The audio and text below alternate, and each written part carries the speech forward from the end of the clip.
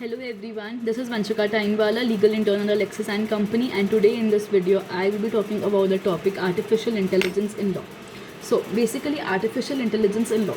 So it all started with an article about the artificial intelligence used in every field. So a few points in that discussion I would like to share with you all, such as the artificial intelligence tech used in the field of law in US.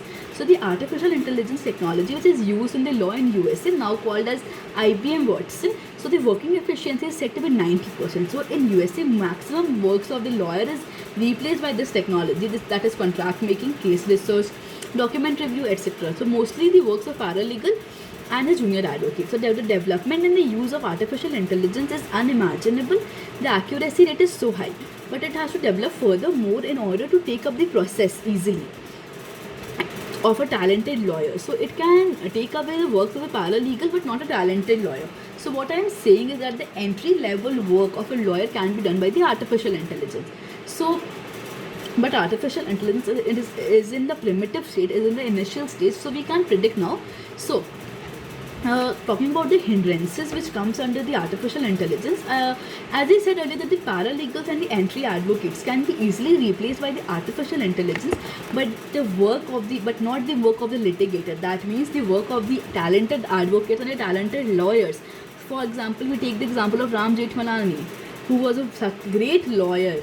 So we can't take away such lawyers, we can't replace such lawyers by the use of artificial intelligence, because there comes the concept of humanity. Robots do not have humanity which we humans have, and there are lots of aspects, lots of confidence, lots of extraordinary features due to which we humans are already different from the robots. And to coming onto the field of lawyers, the tasks are very different, but in USA we have seen some progress relating to the same. So the work of the paralegal and the junior advocates and the entry level advocates, they can be replaced by the artificial intelligence, but not the work of the litigator or of a talented lawyer. Just because our constitution has article 137, wherein the Supreme Court has the power to review its own judgment. So by placing the facts and arguments in a way before the court, one can get an order favor in them even though the odds are against them. So this is the whole concept of the judiciary and the litigation, wherein even if the accused, even if the criminal, wherein the criminals are getting bailed, this will not be possible by artificial intelligence, because it will apply only logics and not the reasons behind them and not the morals behind them. So for example, when we see the case of Keshwanand Bharti versus State of Kerala, which was a landmark case regarding the basic structure of the constitution, in this case the court overruled the decision of the Golaknath case. Also, when we see the case of Navtej Singh Johar versus the Union of India, the case of unnatural offences of 377, wherein the 377 is decriminalized. So by placing the arguments and the facts, the council changed the view of the court.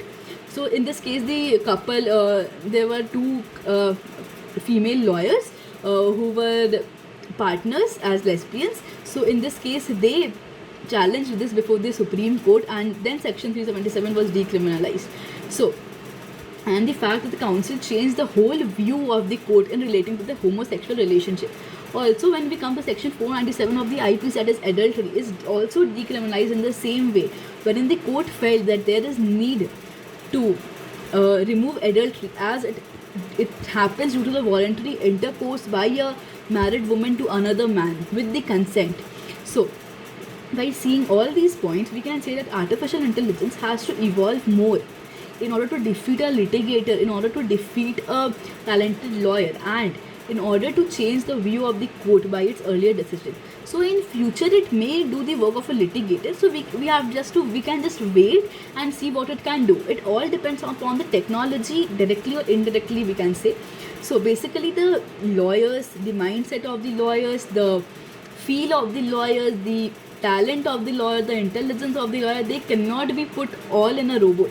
Maybe the research skills and the drafting can be done by a robot, but not the argument before the court, and not by the arguments and not by the counter arguments. They can't be done by a robot. So basically this whole process of artificial intelligence may gain in future, it may get some reward in future, but we have to wait and see what it can do. And this was the whole basic concept of the artificial intelligence in the legal sector. I basically talked about the legal sector, how artificial intelligence impacts the law.